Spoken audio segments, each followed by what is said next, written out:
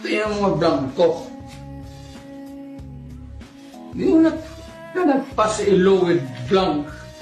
It has to be completely. That is not allowed.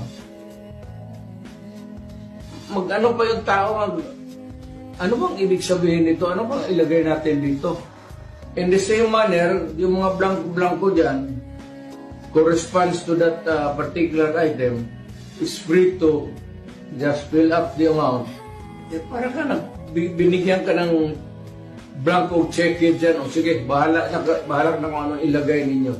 Yes. Sir, kunin lang po namin yung reactions niyo regarding reactions niyo, sir, regarding sa allegation po ni former President Duterte regarding sa blank items. He's lying. He's a president. He knows that you cannot pass a GAA without with a blank.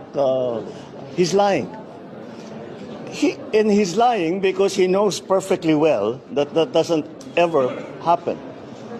Sa kasaysayan ng buong Pilipinas, hindi pinapayagan na magkaroon ng item ang GAA nang hindi nakalagay kung ano yung project at saka ano yung gastos, ano yung pondo.